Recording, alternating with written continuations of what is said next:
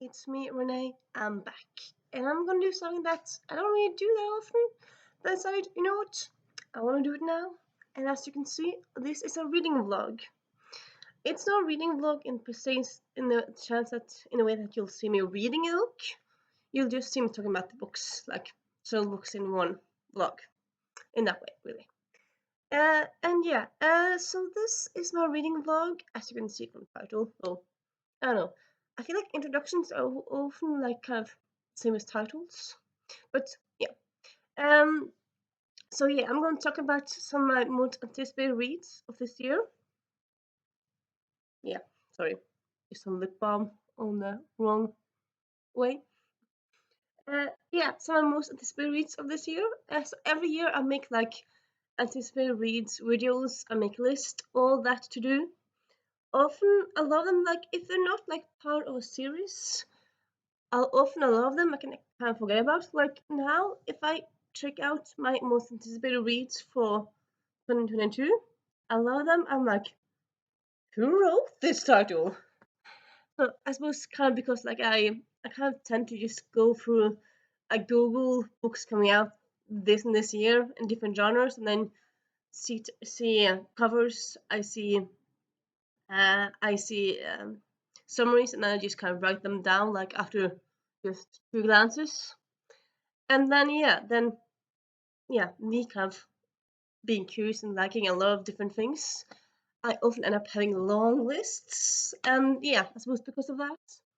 And also because of me not always reading new books. Like, even though I like to read new book, I'm not like only read new book. No, I often read backlist, and like I might go to a book sale, I might go to like a bookstore sale, I might go to a library sale, I might just go to like lists from libraries. So like often in that way, it's like I don't just buy books from the top best-selling newest books. So because of that, I read like a mix of older and newer books. So yeah, even though like I anticipate a lot of reads, often I won't get to those books that year. So yeah, but this year I've gotten to some of them, and I want to talk to you about them. As I said already. Yeah, I know. First, we have Tilly in Technicolor by Maisie Eddings. This is a YA contemporary. I want to say contemporary romance because, like, the romance is a big plot. But I suppose it's not the only plot, but it's a big plot. Maybe romance slash contemporary. Yeah, let's call it that. I mean, how do you define romance and how do you define contemporary? I suppose, yeah, no, romance. It has to have like a happy ever after, and the romance has to be a big part of it. The romance is a big part of this, but it's not the only part. But I would say also, like, if you take away the romance, it kind of feels weird. So yeah, I'm gonna call it romance. Yeah. Anywho, it's a story told from dual point of view between Oliver and Tilly. Tilly is an American teen or 19-year-old, so she's just finished high school. She's kind of, what do I want to do with my life? She doesn't want to go to college while her parents want her to do that. So kind of like crashing of point of view between those two groups.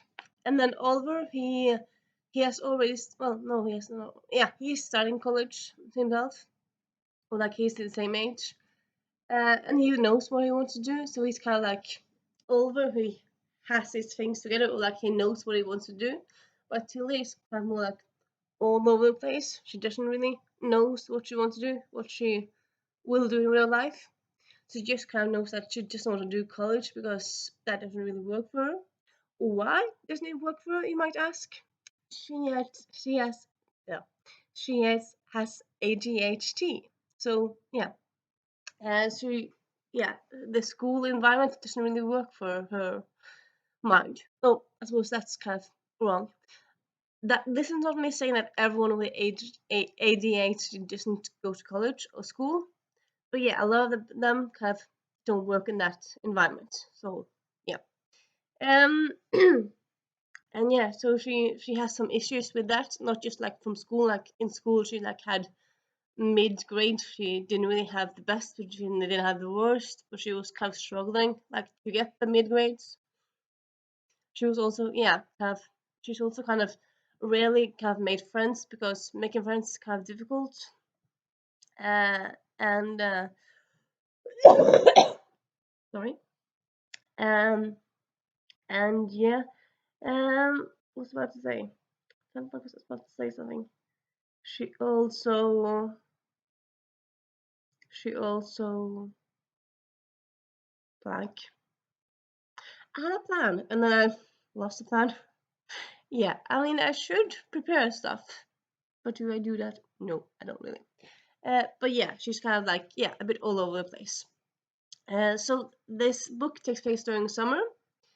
She ends up going to Europe because her sister is living in Europe, kind of having doing her business. She has her own. Uh, I want to say it's a nail polish company. I think that's kind of what it is. Is it auto makeup? I feel like it's kind of only what it is. I'm not quite sure, but at least they have at least nail polish that they sell. So Tilly, uh, Tilly here, she's going to be an intern for her sister and traveling around Europe for mainland Europe. Well, no, not only. Okay, yeah, she's traveling around Europe for the summer, helping her sister out. Well, at least she thinks she's helping out, and then she comes and it's like her sister says like, yeah, you can do this and this, but then after that you just sit there and watch, sit there and watch. You don't have that much for you to do. And she also understands that there's another intern there, which is Oliver, and he like has more. He's more competent, or like he knows more about the business, so he kind of gets more of the meaty jobs. So it's kind of like, okay, so he's like, I'm just gonna sit here, like, oh, okay, okay. She kind of feels kind of sidelined, and yeah, and yeah. So this is kind of the story of Tilly's summer going around Europe, discovering Europe, discovering Europe. I would say maybe more like discovering yourself in a way, really, but also discovering love with Oliver because yeah, they do end up together. And throughout events, Tilly discovers what she wants to do with her life, and yeah, so it is a happily ever after. Is it romance? I'm kind of unsure about that, but the romance is part of it. Anyway. Um, also, I suppose one of my gripes, only, so, okay, kind of to be frank, my only gripe I would say is kind of like, so in this story, they travel around Europe. It kind of feels like, in a way that the story could just as well take place traveling around United States or taking place just being in one city because I feel like when you have a book and they're traveling around someplace, I feel like you want to be immersed. You want to kind of feel like you're in that place. You want to smell the smells, see the sights. Like you want to offer to like make believe like you in the place. And this book, I feel like quite often she was just kind of mentioning like they're in this city, like for example Rome, beautiful uh, old buildings and pizza. Like, yeah, that's true. But I mean, you could be more specific. I don't know. It kind of felt a bit like let down in that way, really. Because, like, yeah, I kind of feel like when you have a book where you're traveling around, I feel like you want to be feeling like traveling around. And that was also one of the my main selling points for this book. Is like, oh, traveling around Europe, fun. I mean, I'm European. I have traveled around Europe, but I still kind of like books where they travel around. And in this one, the traveling part wasn't like the big. Honestly, it wasn't like the uh, big positive aspect for me. What I did love about this book though was like the well, so sorry, I forgot to say this. So yeah, Tilly has ADHD. Oliver has autism. So they both kind of on a neurodivergent uh, spectrum of the brain or of the world. And yeah, I very much enjoyed like how they both are similar in some ways because of their brains both being different in the same ways. But of course they're different because of they're different people. And yeah, often I kind of often relate to people with autism because I have an NLD, which I've talked about before in other videos. It's similar to autism in some ways. I'm not going to go into it very much here, but yeah, often I relate to autism characters in books. Often here, I would say I relate to more to Tilly really, but I suppose it's kind of like Tilly. She's kind of all over the place. And I feel like some people, I suppose this is kind of like a general for like neurodivergent people. Some people are like all over the place, and some people are like more. They have their shit together. They like their tidy and stuff. Like I honestly, like my default is kind of messy.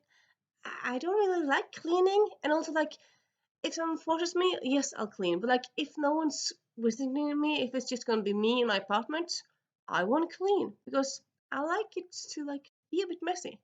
Kind of feels more like lived in, and yeah. So yeah, you can't really call me a control freak, I would say, and you can't call me tidy because that would be lying. But yeah, so yeah, even though I didn't like the traveling part of this book, or I didn't love the traveling part of this book, I like it could be done better. The other aspects of it, I loved two teens, neurodivergent teens falling in love for the first time. They connected with each other. They made friends. Also, like Tilly, she became more friends with her sister, and yeah, honestly, this book was a very good book. Like after I stayed up until like 2, 3 in the morning to finish it because it was just so good. I couldn't go to sleep. And then the day after, I had to DM the author on Goodreads on Instagram because like you changed my life. And honestly, I kind of feel like this book changed my life in a way. It is so good. And yeah, as you can see, you might have guessed, it's from a library, so I'm not gonna have to return it. But obviously, I'm gonna buy it myself. I'm thinking this might be one of those books where I buy this book, buy the hardcover, hope that the author has like a fair note edition because yeah, some books you just love so much you want all editions of it. Like me, normally I don't really need all editions of books, but like when it's a big favorite book, yeah, then I'll buy all the editions. And this one definitely new favorite book. So yeah, Tilly in Technicolor by Maisie Ellings. She has written other adult books. I feel like she's kind of like, she has like had like books on like book talk, like big book talk lists. This is her first YA book. She has a book coming up next year, Sapphic book. I believe that one is why. No, I think maybe it's an adult again. But yeah, anyway, I'm gonna check out more of her books, and yeah, just very happy that this book exists. And also, I suppose in a way, kind of made me hope for like in the future we get like an anthology with like just people falling in love on a spectrum, like NLD people or autism people or people with ADHD, people with OCD, like all the different challenges really. And also, yeah, kind of thinking that. But yeah, the other day I kind of just like talk about like in a format, write down. I had to like write down when did you become sick, and I'm like sick because I kind of never felt like me having NLD meaning I'm sick. I mean, yes, I've had challenges, but honestly, for me, I kind of never felt sick. I suppose for me, I kind of feel like sick kind of means like physical, like your head is hurting and stuff like that, and that's not really the thing with me. Like for me, the challenges is like people. I mean, kind of. I mean, I, I wouldn't say I've ever really like had anxiety being have like anxiety. I have never really been uh, like anxious about people and stuff like in a big scale. But like there is a reason that some parts of my life, the theme song from Monk, it's a jungle out there that is kind of resonating with me. Like it's jungle out there, people everywhere. People say you're crazy, that you're worried all the time. Yeah, I'm not worried all the time, but sometimes in my life I have been more worried than other times. So maybe, but yeah, Tilly in Technicolors by Macy Eddings. Check it out. book, this one I just finished the other day, like 2 or 3 days ago. It was all over, I feel like, the world during the summer. So yeah, I suppose to say this book came out this year. All these books came out this year. This is another YA book. I feel like most of these books go on the YA books. Yeah, not that there's like anything wrong with that, not really. Maybe I'll include some other books, but yeah. Anywho, the book I'm talking about, it's sapphic. It's sapphic and straight. Like there's two love stories.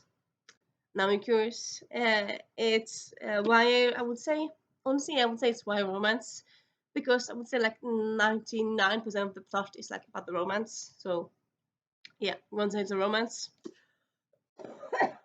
It is Going by Coastal by Dali Adler. So in this one, so I'm blanking out the main character, Natalia. So she lives with her dad in New York City, but this one summer she gets an offer to like go with her mom for one summer. Her mom who lives in LA.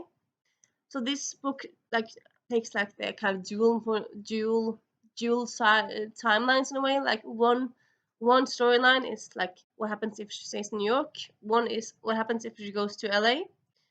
If she goes to LA, she's interning with her mom, so she gets to know her mom better again because she doesn't really have that much contact with her mom. She gets a love story here as well, and yeah. And then in New York, she has her friends around, and she meets some new friends. And she has in New York, she has a sapphic love story. In LA, she has a straight love story. Oh, she has a male love story. Suppose maybe it's better saying it because yeah, main character, as you might have guessed, is bisexual. And yeah, I feel like this book was all over the internet during the summer, so I kind of very much wanted to read this. And then for some reason, like for a long time, it wasn't I couldn't find it in any stores. And then after a while, you know what? I'm just gonna buy it. So I bought it in November. Read it now. I feel like it was maybe feels like kind of feels like a summer book. So like feels like a bit weird to read about summer. People doing summery stuff in December, but still, I yeah. I mean, it's not like you have to read it in summer.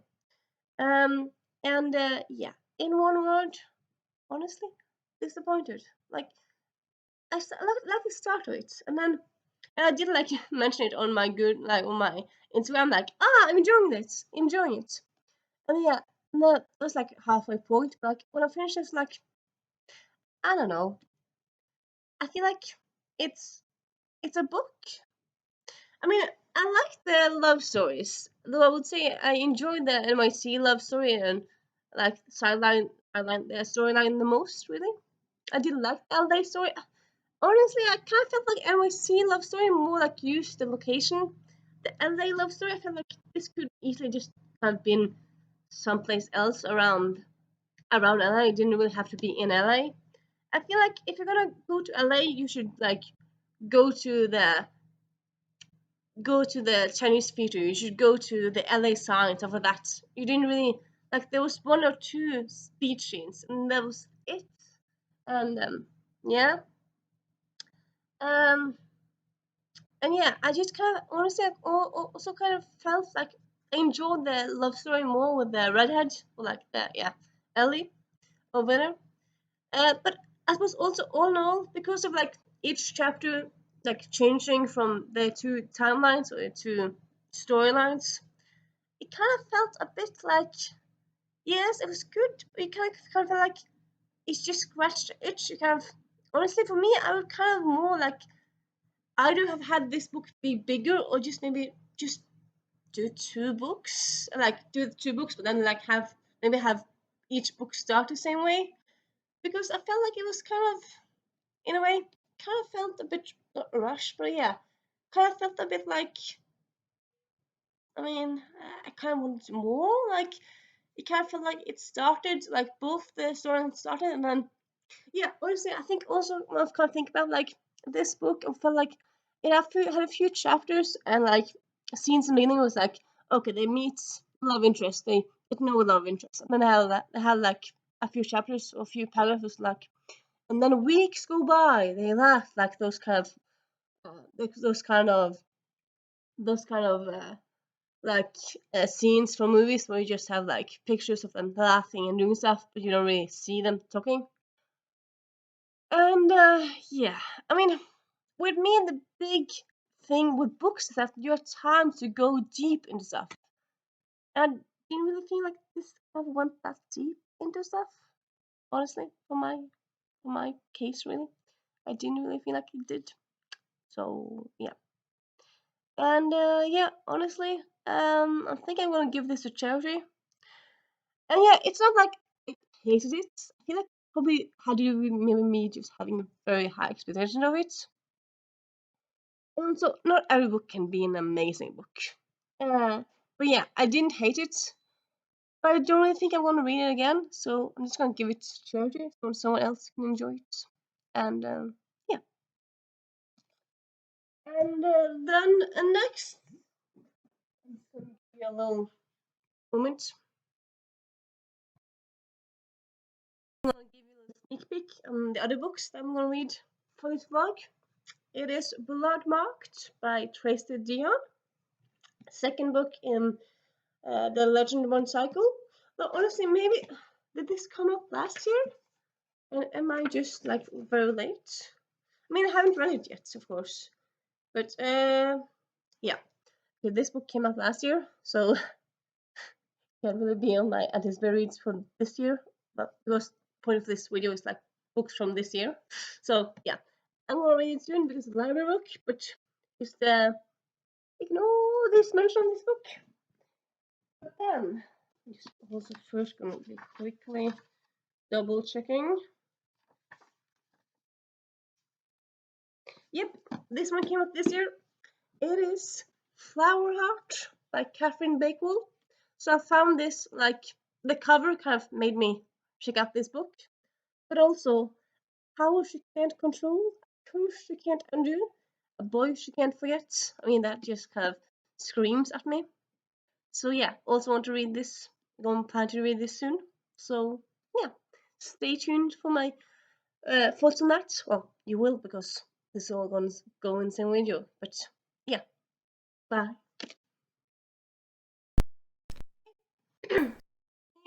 I've got another update on my anticipated reads from last year. Yes, I was supposed to finish this vlog last year. Didn't happen, but yeah, I'm gonna finish it soon because I don't have that many more books. And yeah, this one I hadn't initially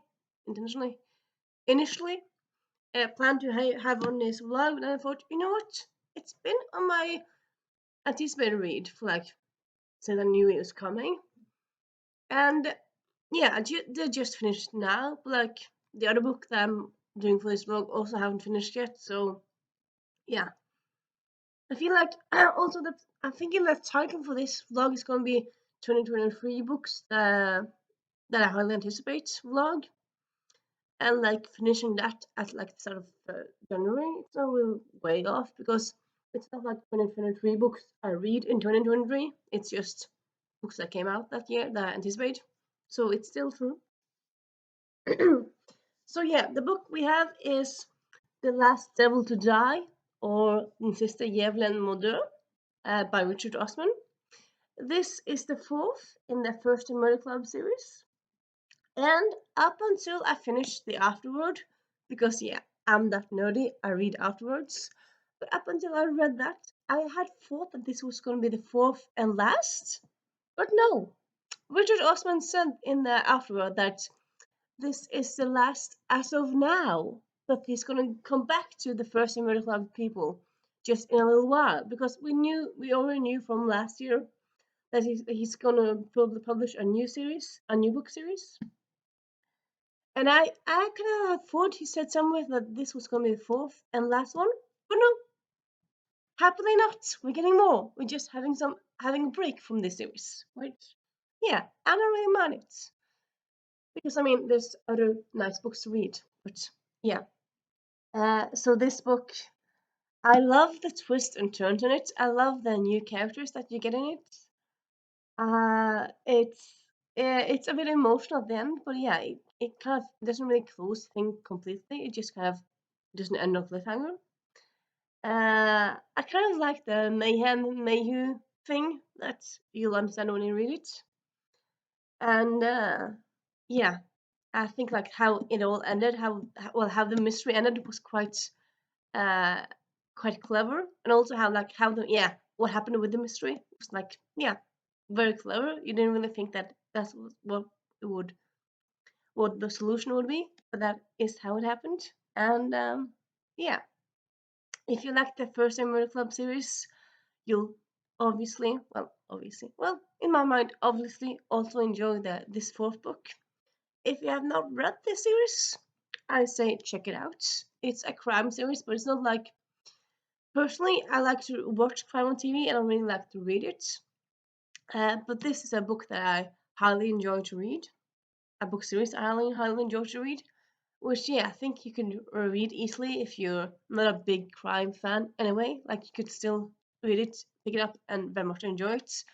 I would say it's as much a funny story and as much a character study. Like the characters are very prevalent, I would say, as the mystery is a important part of it. So like you can easily read this if even if crime is not your favorite thing. And I suppose if you like crime, you can still enjoy this because it is also always a well done crime story. So yeah, Last Devil to Die, perfect, perfect book.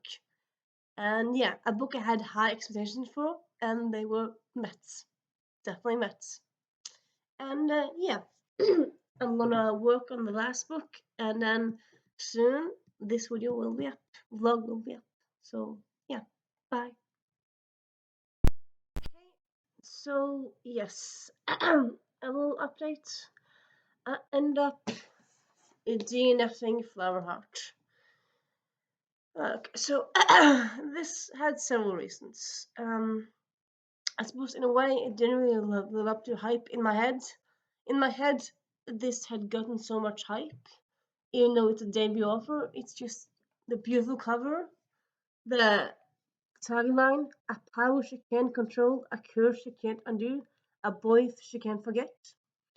And also, I can't believe someone said that they could describe this as cozy, cottagecore um, fantasy. And honestly, I didn't really get the cozy vibes. To me, cozy has to be like, yes, there can be big stakes, but it also has to be like coziness, like loveliness. It has to be like good food, good relationship, stuff happening around that.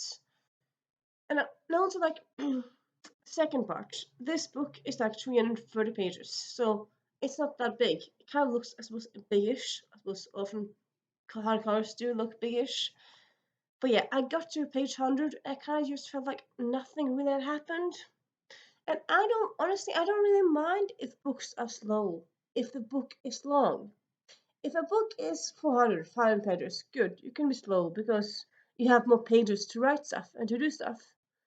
But if you don't really feel like nothing's really happened by page 100, I mean, yeah, something big happened in the first chapter, second chapter. But other than that, nothing really happened. It's like, what? I just, yeah, I didn't really felt captivated by this book really. And yeah, it has lots of praise at the back, and I'm just like, no, no, I don't agree. I don't agree. At the same time, this is gonna sound weird, but at the same time, I can't. If I saw this being adapted to a movie or TV series, or as a comic book, I think I might like that. I think it was could be a very nice thing to have, like to have visually, because there's flowers, there's it's kind of like a historical feel to it because like historical costumes. So I feel like visually it could be very nice. But just yeah, the book itself, story itself, it didn't really captivate me. And yeah, I don't have time for math books. There's so many books in the world. I don't have time for that. So if a book is very meh, I will DNF it. I'm ruthless like that. So yeah. So yeah, this is the end of that vlog. I hope that of this vlog. I hope you enjoy this vlog journey with me. It's not something I do often, but it's something I do now and then, every now and then. And yeah, I'll see you soon. Bye.